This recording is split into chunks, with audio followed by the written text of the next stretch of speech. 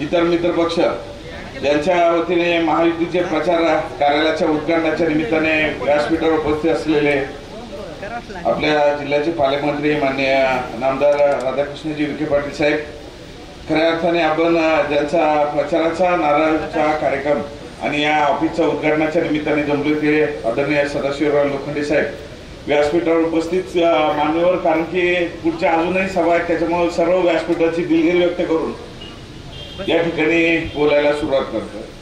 खऱ्या अर्थाने आपण बघत असाल की लोखंडे साहेबांच्या प्रचाराची सुरुवात झाल्यानंतर वारंवार या ठिकाणी भारतीय जनता पक्षाच्या वतीने आपणही या ठिकाणी सांगितलं की या तालुक्यातून मताधिक्य देऊ, आणि हे मताधिक्य देत असताना जातीने सर्व पक्ष जातीने आम्ही या ठिकाणी काम करत असताना सर्वसाधारण माणसांच्या बदल्या ज्या काही भावना आहेत त्या भावना घेऊन या ठिकाणी पुढे घेऊन चाललेले आहेत। साहेब, तालुक्यातल्या काही अडीअडचणी, त्या अडीअडचणी प्रामुख्याने एक 2-3 विषय आहेत ते आपल्या कानावर घालू इच्छितो। एक, तालुक्यातील पिण्याच्या पाण्याचं हे काही रोटेशन सुरू झालं आणि रोटेशन सुरू झाल्यानंतर 2च तास या ठिकाणी वीज या ठिकाणी दिलेली आहे। या 2 तासाच्या विजेमध्ये या ठिकाणी हा आमचा डोंगर आहे, डोंगर भाग आहे आणि या डोंगराळ भागात पाणी जर मोटर जर सुरू केल्या तर किमान अर्धा 1-1 तास या ठिकाणी पाईपलाईन भरायलाच या ठिकाणी जातोय।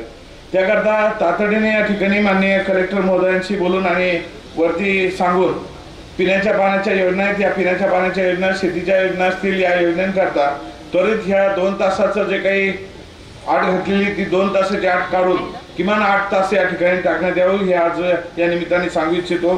तसंच आमच्या या ठिकाणी ग्रामीण भागातील काही पशुवैद्यकीय डॉक्टर्स आहेत ते खऱ्या अर्थाने काम करतात आणि हे काम करत असताना डोंगरदऱ्या भागामध्ये पाऊस, थंडी, ऊन, वारा कुठल्याही परिस्थिती असू या परिस्थितीमध्ये जातात, ते त्या ठिकाणी काम करतात आणि त्यांच्यावरती या ठिकाणी एक नवीन अध्यादेश निघाला। त्या दृष्टिकोनातून आपण त्या या ठिकाणी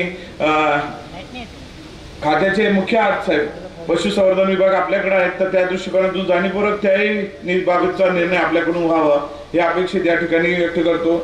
आज लोखंडे साहेबांच्या प्रचाराच्या निमित्ताने या ठिकाणी एवढंच सांगू इच्छितो का ज्या वेळेस आपण बघतोय का या ठिकाणी भाषणं चालू आहेत आणि भाषणं होत असताना काय भाषणं चालू आहेत का समोरची लोक या ठिकाणी सांगतात आहेत का देशाची जे काही संविधान आहे हे संविधान बदलायला निघालेली समोरची लोक म्हणजे आपल्याकडे बोट दाखवतात। ज्यावेळेस काल आपण टीव्हीवरती सगळ्यांनी जर पाहिलं असेल, बारकाईने पाहिलं असेल, या अगोदर नेहरू झाले, नेहरूंनी त्या ठिकाणी किती वेळेस राज्य बरखास्त केले तर ते 41 वेळेस बरखास्त झालेले आपल्याला पाहायला भेटले। त्यानंतर इंदिरा गांधींच्या काळात तीच संख्या आपण पाहिली तर ती संख्या या ठिकाणी जवळपास 27च्या वरती या ठिकाणी गेलेली पाहायला भेटली।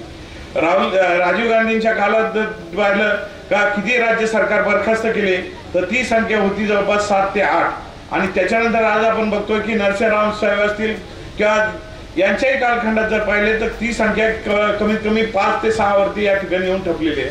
आणि याच्याच बरोबर ज्यावेळेस अटल बिहारी वाजपेयी साहेबांचं सरकार आलं आणि त्यानंतर आपण बघतोय की भारतीय जनता पक्षाचं मोदी साहेबांचं सरकार आलं, या मोदी साहेबांच्या सरकार आल्यानंतर किती राज्यांमध्ये बरखास्त झालेले पाहायला भेटलं असेल तर 0। एकीकडे जी देशामध्ये कायद्याची पायमल्ली करतात ती मंडळी या ठिकाणी सांगतात आहेत का संविधान बदलायला निघालेले। संविधान ज्यांनी खऱ्या अर्थाने तोडला त्या तोडणाऱ्या व्यक्तींच्या तोंडी या ठिकाणी निघतंय का ही समोरची मंडळी संविधान बदलायला निघालेली आहेत। आज आपण पाहत असाल का देशासमोर काय प्रश्न आहे, देशासमोर सर्वात महत्वाचा प्रश्न आहे देवदेश। आपण साधारणपणे महाराजांचा उल्लेख करत असताना देवदेश आणि धर्मापायी प्राण घेतला ती ह्या गोष्टींचा उच्चार करतो, तीच भूमिका घेऊन आज खऱ्या अर्थाने नरेंद्र मोदी साहेब या ठिकाणी देशामध्ये काम करतात आहेत।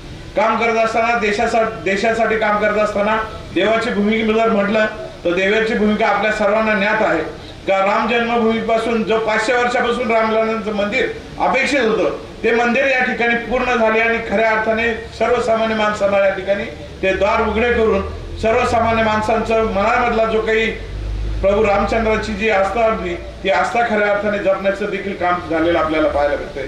त्याचबरोबर या ठिकाणी आपण पाहत असाल काशी विश्वेश्वराचं मंदिर, ज्या मंदिरामध्ये जात असाल, पूर्वी कोणी गेला असाल तर आपण पाहत असाल का बारीक अशा चिंचोळ्या गल्ल्यांमधून त्या ठिकाणी काशी विश्वनाथाच्या दर्शनाला जायचं लागायचं.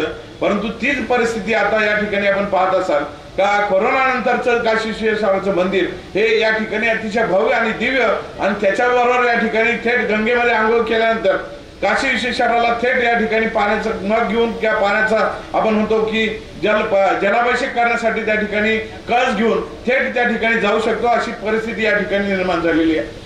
देशाच्यासाठी सांगायचं झालं तर निश्चितपणाने सांगितलं गेलं पाहिजे का देशाचा जवान ज्यावेळेस सीमेवरती रक्षण करतो, गोरगरीब माणसा जो आहे तो गोरगरीब माणसांचा मुलगा या ठिकाणी सैन्यामध्ये जातो, आणि सैन्यामध्ये गेलेला मुलगा ज्यावेळेस या ठिकाणी आपण पाहतो का सीमेवरती तुमच्या माझ्या रक्षणासाठी त्या ठिकाणी सीमेवरती ताट मानेने त्या ठिकाणी उभा असतो, त्याला ना तर दिवाळी येते ना तर सणसूद येते. परंतु घरामध्ये आपण पाहतो ना का दिवाळीचा सण आला तर घरातील मोठा माणूस आपल्या घरातील मोठा व्यक्ती आपल्या घरामध्ये जोपर्यंत बाहेर कामानिमित्ताने गेलेला असेल, परंतु तो घरात आल्यानंतर खऱ्या अर्थाने आपण दिवाळी साजरी करायला सुरुवात करतो. तीच परिस्थिती या ठिकाणी गेल्या 10 वर्षामध्ये आपल्याला पाहायला भेटलेली आहे. गेल्या 10 वर्षामध्ये सातत्याने माननीय देशाचे पंतप्रधान मोदी साहेब जातात आणि दिवाळीला या ठिकाणी सैनिकांबरोबर या ठिकाणी दिवाळी साजरी करतात. ही दिवाळी साजरी करत असताना तो विश्वास आहे आपल्या सर्व सैन्याचे काम करणाऱ्या सैनिकांना या ठिकाणी विश्वास आहे का अडीअडचणीच्या प्रसंगी या ठिकाणी तुमच्या बरोबर आहेत, परंतु सुखात आहेत दुखात आहेत हे विश्वास निर्माण करून देण्यासाठी या ठिकाणी माननीय मोदी साहेब या ठिकाणी काम करतात. आज आपण या ठिकाणी जरूर सांगितलं पाहिजे का देव देश आणि धर्मासाठी सांगितलं तर खूप काही या ठिकाणी बोलण्यासारखं आहे, परंतु काही उदाहरणं या ठिकाणी जरूर या ठिकाणी सांगू इच्छितो का ज्यावेळेस या ठिकाणी अखंड भारत निर्माण करायचा आहे आणि हा अखंड भारत निर्माण करत असताना धर्म या ठिकाणी टिकवायचा आहे. आज या ठिकाणी सर्वसामान्य माणसांच्या मधला जो हिंदू धर्म आहे तो हिंदू धर्म टिकवण्याच्या दृष्टिकोनातून आदरणीय मोदी साहेब खऱ्या अर्थाने काम करतात आहेत. हे काम करत असताना काँग्रेसवाले सांगतात आहेत का या ठिकाणी आम्ही आल्यावर हे करू, लखपती दिदी म्हणून या ठिकाणी महिलांना लाख रुपये म्हणून देऊ सांगितलेले आहेत. त्या उलट मोदींनी या ठिकाणी या अगोदरच लखपती दिदी ज्या पद्धतीने आपण मध्य प्रदेशमध्ये जर पाहिलं ही योजना सुरू झाली, त्याच धर्तीवरती पूर्ण देशामध्ये या ठिकाणी लखपती दिदी म्हणून या ठिकाणी माननीय देशाचे पंतप्रधान मोदी साहेबांनी ही योजना या ठिकाणी जाहीर केली का या लखपती दिदीच्या माध्यमातून गोरगरीब घरातील महिलांना या ठिकाणी लखपती बनवण्याच्या दृष्टिकोनातून त्या ठिकाणी या योजना खऱ्या अर्थाने राबवताना आपल्याला पाहायला भेटतात.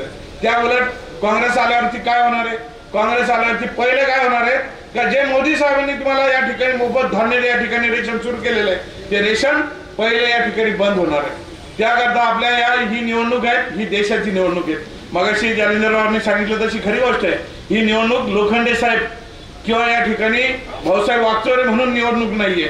ही निवडणूक खऱ्या अर्थाने गोरगरीब माणसांचं अन्न आणि चुलीपर्यंत नेणारी निवडणूक आहे. देशामध्ये कोणाच्या हाती सत्ता द्यायची आणि ही सत्ता देशामध्ये दिल्यानंतर त्या देशाचा पंतप्रधान गोरगरीब माणसांपासून तर या देशाला पुढे नेण्याच्या कामी काय काय योजना राबवू शकतो हे खऱ्या अर्थाने मोदी साहेबांच्या करता या दाखवून मागच्या 10 वर्षामधला ट्रेलर त्यांनी दाखवून दिलेला आहे. आणि त्यांनी सांगितलंय की तो ट्रेलर था अभी अजून काही गोष्टी बऱ्याचशा गोष्टी बाकी आहेत. हे एक लक्षात घेऊन खऱ्या अर्थाने आपण सर्वांनी या ठिकाणी देशाचे पंतप्रधान माननीय मोदी साहेबांच्या बाजूने जे हात वर करणार आहेत ते हात वर करणारे आपले या ठिकाणी खासदार लोखंडे साहेब आहेत, त्यांची निशाणी धनुष्य बाण आहे. आणि येत्या 13 तारखेला आपण सर्वांनी मोठ्या मताधिक्याने 13 तारखेला या ठिकाणी धनुष्य निशाणीवरती बटन दाबून त्यांना प्रचंड मताने निवडून द्यायचं आहे. एवढंच आजच्या या निमित्ताने आपल्याला सर्वांना सांगतो. आपण सर्वजण लग्नाची तीच आहे, परंतु